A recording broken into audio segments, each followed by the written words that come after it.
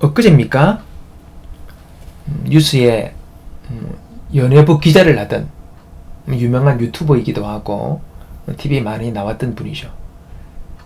그분이 해운대 호텔에서 투신했다는 기사를 봤습니다. 자살하신 것 같아요. 정확한 사인은 모르지만 아마 정황을 볼 때 그런 것 같습니다. 이렇게 많이 TV를 통해서 보았던 분이라서 좀 그렇구나라는 생각을 했습니다. 그분의 기사가 있고 그 밑에 댓글에 달려있던, 댓글은 아니지만 이렇게 첨가되어 있던 내용들이 있습니다.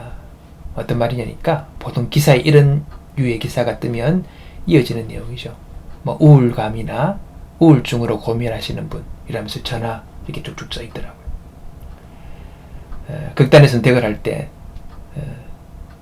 그렇게 하지 않도록 도움을 드리겠습니다 라는 그런 전화번호가 이렇게 쭉 있더라고요. 여러분, 사람이 행동하지 않아야 할 행동을 하신 거죠. 아마 우울이 그의 마음을 사로잡으신 것 같습니다. 꼭 그런 패턴을 보면 그런 우울감 가운데 상식적이지 아니하는 행동을 하게 되는 것을 보게 됩니다. 우울한 마음이 그의 생각을 사로잡고, 그리고 그 생각을 사로잡힌 사람이 어리석은 결단과 행동을 하는 것, 그것이 이런 결과로 나타나는 것입니다. 이런 우울감으로 고민하시는 분들이 참 많다고 합니다. 정확하게 집계를 내서 나오진 않지만은 상당히 많은 분들이 현대사회를 살아가면서 그런 마음에 사로잡혀 있다고 합니다. 괴로운 것이지요. 우울감은 감정입니다. 이 감정은 객관적이지도 않고 또 현실적이지도 않습니다. 이 감정은 매우 유동적인 것입니다. 왔다 갔다 합니다. 그러기에 이 감정이 우리의 삶 전체를 지배한다면 그는 결코 건강한 삶을 살 수가 없습니다. 잘못된 우울한 감정이 그 마음과 그의 모든 것을 지배하자 이런 극단적인 상황이 일어나게 된 것이죠. 여러분, 우리가 신앙인으로 살아갈 때에도 우리는 이 감정의 문제를 잘 다스려야 합니다. 감정이 이점이 있습니다. 그것은 하나님의 은혜를 깨닫고 감정적으로 내가 충만히 고양될 때에 그때는 기쁨도 있고 신도 나고 내 마음이 천국 같은 그런 느낌이 들 때가 있습니다. 모든 것이 잘 될 것 같고 마냥 희망적이 되고 막 그런 감정이 내 마음에 차오르는 것이지. 흔히 우리가 말하는 주님과의 첫사랑을 경험할 때 이런 감정적인 고양이 동반되는 경우들이 많이 있죠. 영적인 느낌을 경험한 것입니다. 그래서 너무 신나고 자기 평생에 처음 경험했던 그 사건이기에 참으로 그 시간이 귀하고도 소중하고 그리고 깊이 각인되어지는 것입니다. 또한 그 사람의 인생에서 참 많은 변화를 수반되게 하는 그런 감정적인 경험이 되는 것입니다. 예전에 유명한 부흥회 강사였던 분이 성령 충만을 이렇게 비유하시는 거예요. 일반적으로 신앙생활하는 사람을 비탈길을 자기 힘으로 이렇게 투벅투벅 걸어 올라가는 사람과 같대요. 비탈길은 고바이 아닙니까? 그러니까 올라갈 때가 힘들잖아요. 평지가 아니고 내리막이 아니기 때문에. 그래서 자기 힘만으로 열심히 이렇게 신앙생활하는 사람은 그렇게 빌탔길을 힘쓰며 올라가는 사람과 같다고 이야기합니다. 쉽지 않죠. 근데 성령 충만한 신앙인은 오토바이를 타고 신나게 비탈길을 올라가는 것 같다. 그렇게 비유를 하시는 거예요. 성령 충만함을 경험하면 고된 신앙이 아니라 신나게 수월하게 신앙생활을 할 수 있다. 뭐 그런 식의 취지인 것 같습니다. 엔진이 그 사람을 그렇게 옮겨주니까 수월한 거죠. 참으로 그럴싸한 비유입니다. 근데 여러분, 우리 성령 충만할 때에 이 성령 충만을 이해하고 정의하는 것은 여러 각도가 있다는 것을 알아야 합니다. 물론 오토바이를 비유하는 것처럼 성령에 충만한 상태가 되면 주님 우리를 도우시죠. 성령께서 우리의 지정의를 고양시켜 주십니다. 그래서 좀 더 수월하게 오늘 내가 신앙생활의 모든 일들을 잘 감당할 수 있도록 도와주십니다. 그렇게 되면 훨씬 수월하게 어려움도 잘 이겨나가고 견뎌나가고 감당할 수가 있는 것입니다. 근데 우리가 이 성령 충만을 좀 잘못 이해하는 부분이 있습니다. 그것은 성령의 충만함을 너무 감정적으로만 이해한다는 거예요. 성령은 하나님의 영이시기 때문에 당연히 그 하나님의 성령으로 충만할 때 우리는 기쁨이 있고 즐거움도 있고 평안도 누리고 그런 감정적인 좋은 느낌을 동반하게 됩니다. 자, 그런데 이러한 감정이 있을 때만 성령 충만한 것이고 이 감정이 사라지면 그럼 나는 성령 충만하지 못한 것인가? 그것을 우리가 한번 생각해 보세요. 성령 충만은 꼭 감정 충만이냐? 여러분, 성령 충만에 감정의 충만함도 일부분 포함됩니다. 감정 충만 전체가 성령 충만의 모든 것을 대변하지 않는다는 것을 우리는 알아야 합니다.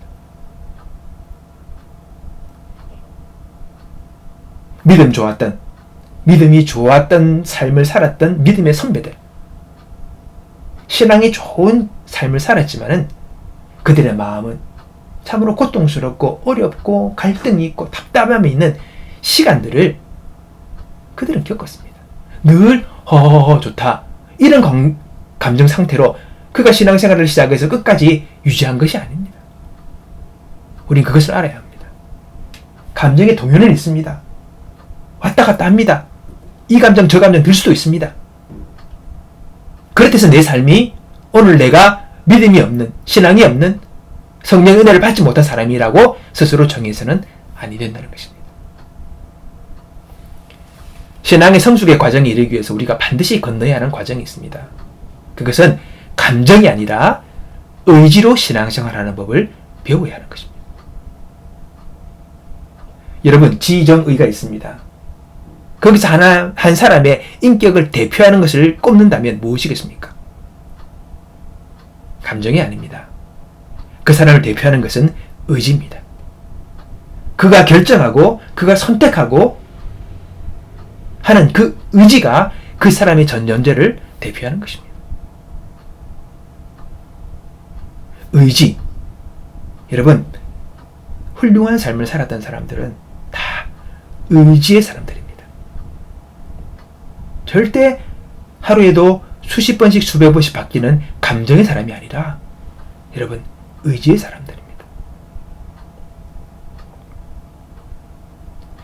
예수를 믿는다는 것은요, 나의 의지를 가지고 예수님을 나의 구주로 받아들이고 그분을 따르기로 결정한 삶입니다. 내 의지로 선택한 삶입니다. 그게 신앙의 출발입니다. 어느 시간 내가 갑자기 어떤 기분 좋은 감정을 경험했다고 그 사람이 신앙인이 되는 게 아니에요. 내 스스로가 결정하는 것이죠. 선택하는 것입니다.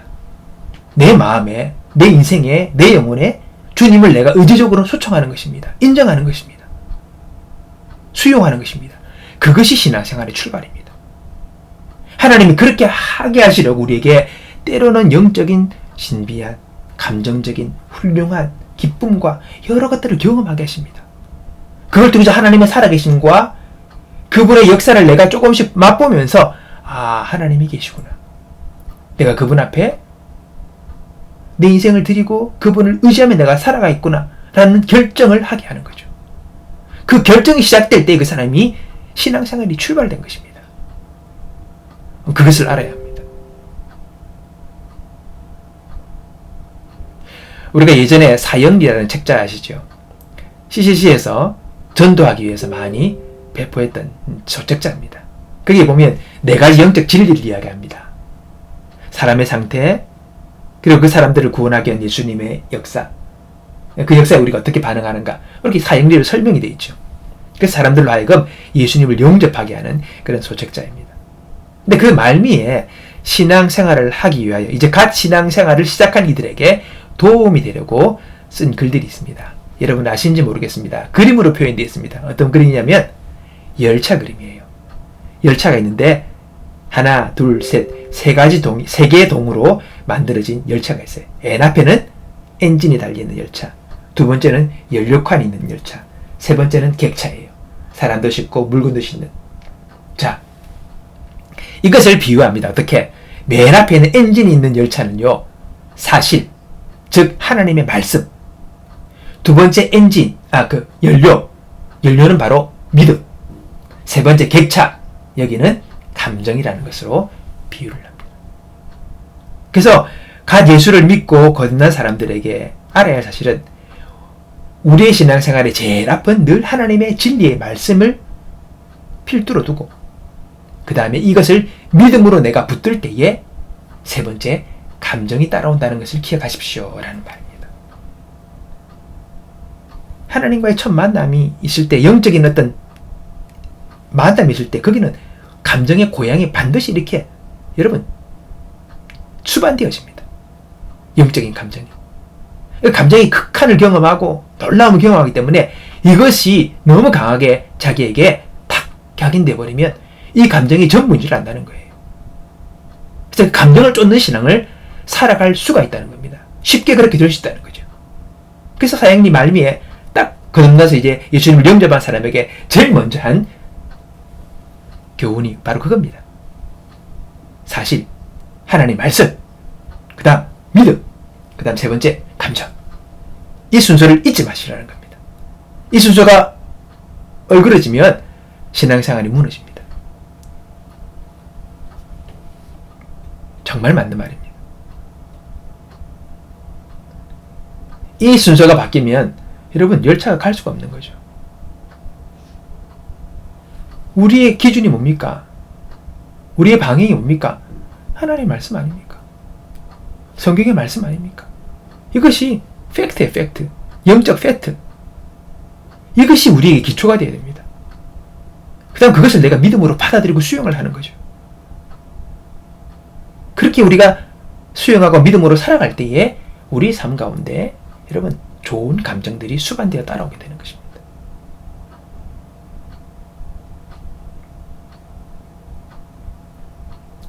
근데 많은 사람들이 예수를 믿은 지 오래됐지만은 신앙생활의 감정을 맨 앞에 두시는 분들이 너무 많아요. 감정이 동해야 신앙생활을 합니다. 기분 좋으면 좀 느낌이 들면 그러면 신앙생활을 더 열심히 막 하는 것 같습니다. 그러다가 그 감정이 사라지면 또 언제 내가 그랬다는 듯이 또 원래대로 돌아가고 또 감정이 좀 도망가면 더 막 움직이다가 또 그 감정이 사라지면 또 사그라들고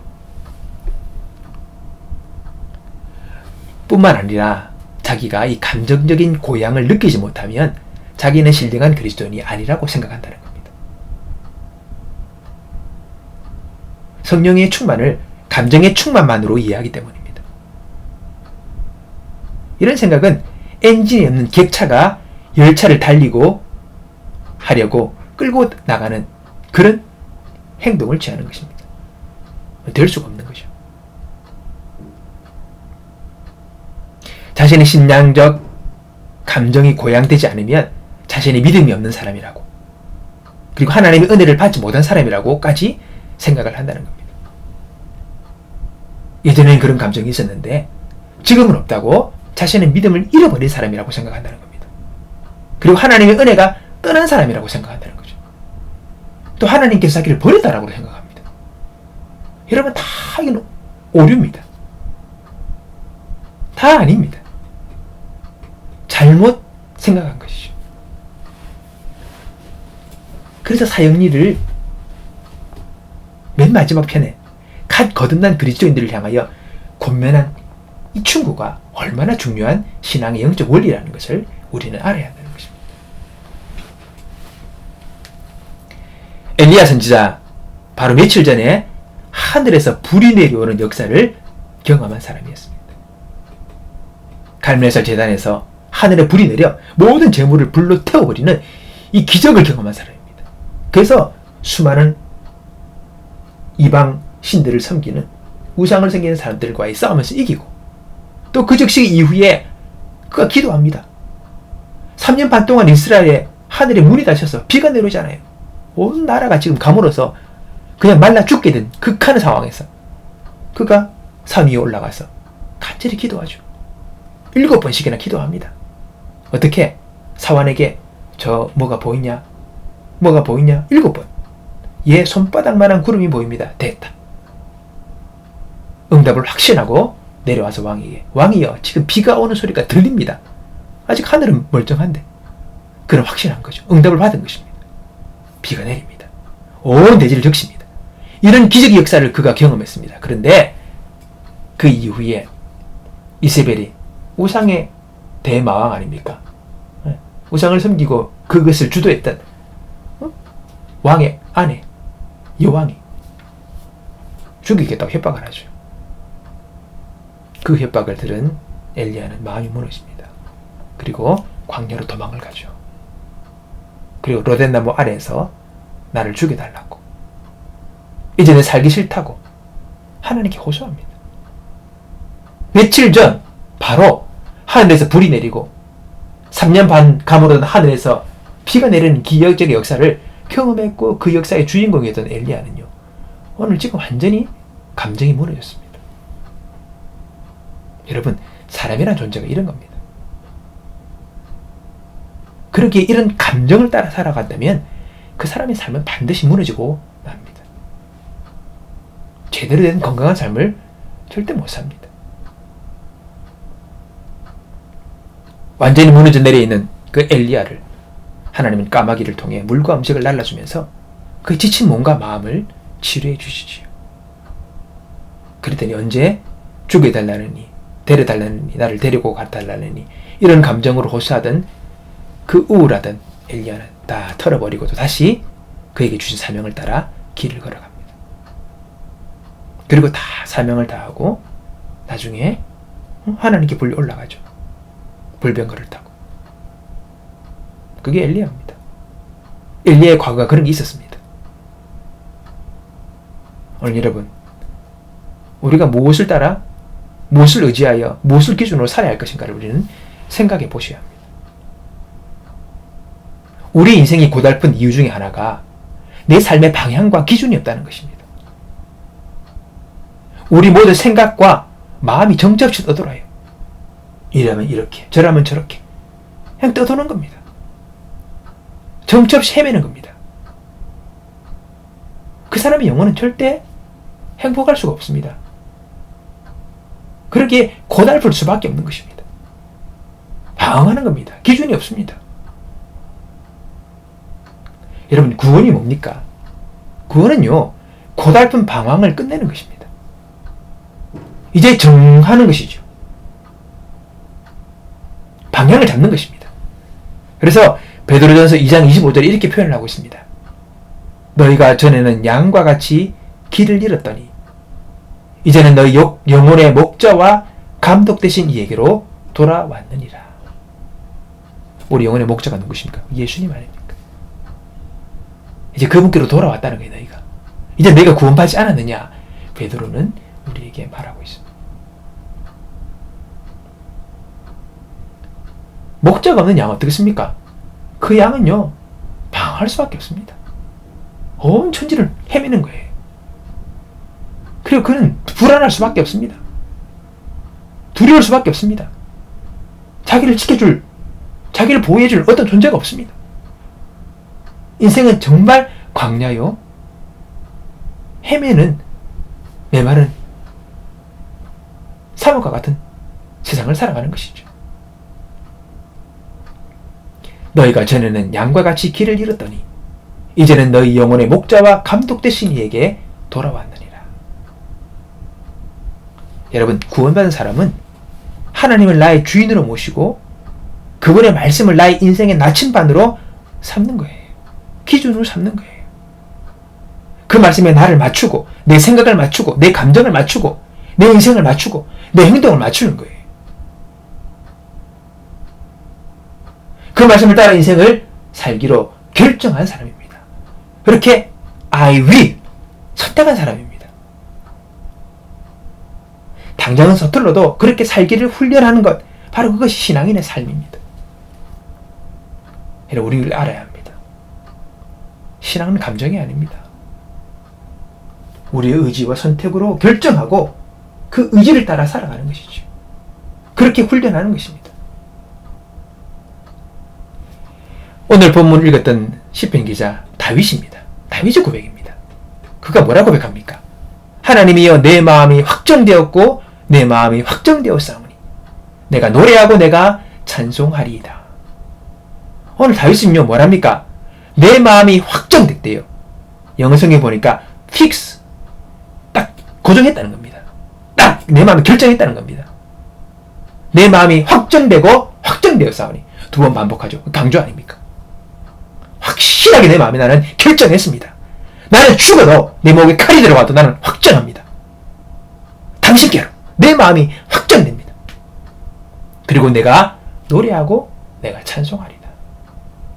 I will sing. 내가 의지적으로 노래할 것입니다. 내가 주님을 찬양할 것입니다. 내 의지로. 그가 그렇게 오늘 고백하고 있습니다. 시편 57편은 실패는 어떤 상황입니까? 참으로 황당하고 위험하고 억울한 상황입니다. 앞 서두에 보면 시편 57편을 설명할 때 뭐라 했느냐? 다윗의 시. 다윗이 사울을 피하여 굴에 있던 때에 그가 했던 노래입니다. 그것이 기록된 거예요. 사울이 누굽니까, 여러분? 다윗의 장인이죠. 장인인 사울 왕이 한 목동이었던 다윗 자신을 이유도 없이 잘못한 것도 없는데 죽이려고 수년을 쫓아다니는 거예요. 진심으로 죽이려고 미워하는 겁니다. 다윗은 이스라엘을 위하여 하나님을 위하여 용기를 바라고 골리앗을 때려잡은 그런 일밖에 없는데 사울이 다윗을 미워하여 자기의 정적으로 생각하고 죽이려고 쫓아다니는 것입니다. 오늘 성경에 뭐라 나옵니까? 다윗이 사울을 피하여 굴에 있을 때에. 여러분 얼마나 오늘도 사울을 피하여서 어느 굴 속에 숨어 있는 거예요. 여러분 그 어두운 굴 속에 가만히 앉았으면 어떤 생각이 들겠습니까? 참으로 기가 막히지 않겠습니까? 내 인생 왜 이렇노? 내 인생 왜 이리 재수가 없을까? 나는 운명도 참 지지리도 비관적으로 태어난 사람이구나. 이러다 죽는 거 아닌가? 내가 내 인생 끝나는 거 아닌가? 그런 생각 안 들겠습니까? 그게 지금 다윗의 처지입니다. 다윗의 상황입니다. 자기는 아무도 없어요. 아무것도 없어요. 뭐가 있습니까? 도망다니고 있는 거예요, 지금. 그런 상황, 참으로 구구절절이 비관적이고 우울하고 낙심이 되고 두려움과 그리고 앞이 보이지 않는 조금 더 희망을 꿈꿀 수 없는 그런 상황에 있는 그런 그가 오늘 읽었던 본문은 뭐라고 합니까? 저희가 내 걸음을 장애하려고 그 그물을 예비하였도다. 내 영혼이 억울하도다. 저희가 내 앞에 웅덩이를 팠으나 여러분 항상 너무 억울한 거예요. 너무 위험이 앞에 있어요. 앞을 내다볼 수가 없어요. 다 막혀 있어요. 그런 상황에서 오늘 여러분 다윗이 이 고백을 하고 있는 것입니다. 마음을 돌이키는 거죠. 그 상황에 그가 이 감정에, 이 우울함에, 이 절망에 내가 묶여서 인생 끝내지 않겠다. 어떻게 심약한 사람 같으면 너무 두려워서 그냥 동굴에서 자살할 수도 있는 거예요. 내가 어느 순간 갑자기 사울의 칼에 죽느니 에이 내가 죽어버리겠다. 이 두려움, 이 쫓김, 이 긴장, 이 불안함들을 내가 얼마까지 지고 살아야 되느냐. 내 인생 한 해 없이 끝 없이 이 일들이 계속될 것 같은 그런 마음이 들잖아요. 그때 다윗은 그 감정 우울함에 지배당하지 않고 그가 의지를 사용하기를 결정합니다. 선택합니다. 내가 픽스합니다. 내 마음에 확정하겠습니다. 내 마음에 결정합니다. 내 마음에 선택합니다. 주를 향하여. 그리고 내가 주님을 향하여 내가 I will sing. 내가 노래하겠습니다. 그가 선택하는 거예요. 결정하는 거예요. 의지를 행사하는 거예요. 내 영광아 깰지어다. 비파야 수고마 깰지어다. 내가 새벽을 깨우리로다. 주여 내가 만민 중에서 주께 감사하오며 열방 중에서 주를 찬송하리이다. 대저 주의 인자는 커서 하늘에 미치고 주의 진리는 궁창에 이르나이다. 하나님이여 주는 하늘 위에 높이 들리시며 주의 영광은 온 세계 위에 높아지기를 원하나이다. 여러분 이 고백이 사울을 피해서 도망다니다가 굴에 처박혀 숨어서 있던 그 다윗이 한 고백입니다. 지금 자기의 상황은 굴에 숨어 어두운 가운데 처박혀 있는 상황이지만 하늘 위에 주는 높이 들리시며 주님의 영광이 온 세계 위에 높아지기를 원한다고 다윗은 고백하고 있습니다. 여러분, 다윗은 이렇게 쫓기다가 인생을 끝내지 않았습니다. 그 모든 시간이 지나고 이스라엘의 왕이 되었습니다. 그리고 다윗은 온 세계 가운데 지금도 그 다윗의 일생과 그의 업적을 인하여 사람들이 하나님의 역사를 생각하고 기리며 그리고 높이는 귀한 인생을 그는 살았습니다. 하나님을 잘 믿었던 성왕 다윗으로 다 기억을 하고 있는 것이죠. 여러분, 신앙은 감정으로 하는 게 아닙니다. 하나님과 그분의 말씀을 믿고 그 말씀에 순종하며 내 자신의 의지로 선택하여 주를 따르는 과정입니다. 오늘도 따르고 내일도 따르고 오늘도 선택하고 내일도 선택하며 끊임없이 의지적으로 그 진리 앞에 내가 반응함으로 의지적으로 선택하며 살아가는 과정이라는 것을 여러분 기억하셔야 합니다. 오늘 선택하는 그 진리가, 오늘 선택하는 내 그 하나님이 신실하신 분이고 좋으신 분이고 살아계신 분이기에 오늘 그 신앙적인 결단하며 살아가는 그 삶이 여러분 복될 수밖에 없는 것입니다. 그리고 소망이 있게 되고 아름다운 열매로 인생이 이루어질 것입니다. 여러분, 때로는 나의 감정이 요동을 치고 깊은 나락으로 떨어지는 것 같을 때에도 다윗의 고백처럼 나의 마음을 하나님께 고정하고 나의 의지로 주님을 향한 믿음과 신앙의 고백을 하는 훈련을 하시기 바랍니다. 그리하여 온전한 신앙의 믿음의 신앙인으로 우리는 성장하게 되기 때문입니다. 야고보 사도는 고백합니다.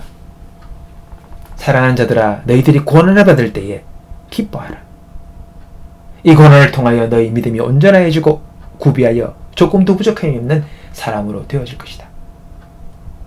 오늘 여러분, 우리들의 마음이, 우리들의 중심이 날마다 주님을 향하여 의지적인 결단과 순종으로 나아갈 수 있는 신앙의 사람들이 되기 바랍니다. 하루에도 수십 번씩 바뀌는 내 감정과 비관적인 느낌과 생각 속에 우리가 묻혀 살 것이 아니라 우리에게 소망이 있다 말씀하시고 너희를 향한 생각은 내가 하나니 재앙이 아니요 곧 평안이다. 너희 장래에 소망을 주기 원한다. 내가 온 것은 양으로 생명을 얻되 풍성히 얻게 하려 합니다. 내가 문 밖에 서서 두드리노니 누구든지 문을 열면 내가 그에로 들어가 그는 나로 더불어 나는 그로 더불어 먹고 마시는 풍성한 삶을 살 수 있다. 사랑하는 자여, 내 영혼이 잘된과 같이 내가 범사에 잘되고 강건하기를 내가 원한다고 말씀하시는 그 하나님의 계획과 그분의 뜻 앞에 우리 삶을 맡기고 나갈 수 있는 저와 여러분의 삶이 되기를 바랍니다. 여러분, 내 마음, 내 의지, 내가 결정하고 내가 선택할 수 있습니다. 오늘 여러분, 우리의 마음을, 우리의 의지를, 우리의 생각을 주님께로 향하여 오 주여, 나의 마음이 내가 주님께 확정되고 확정되었사오니 내가 노래하고 내가 주님을 찬양하리로다. 오늘 여러분 이런 다윗의 고백이 매일의 저와 여러분의 고백이 되어 승리의 삶을 살아가는 주의 은혜가 있기를 주님의 이름으로 축복합니다. 우리 함께 기도하겠습니다. 하나님 아버지 감사합니다. 오늘도 우리의 삶 가운데 우리의 주인 되어주시고 우리의 인생을 인도하시기 위하여 지금도 역사하시는 주님의 이름을 찬양합니다. 오늘 주님의 진리의 말씀 앞에 당신의 그 좋으심 앞에 나의 영혼을 맡기고 오늘도 믿음의 삶을 살기로 결정하며 선택하는 우리의 삶이 되게 하여 주옵소서. 감사하며 예수님의 이름으로 기도하옵나이다. 아멘.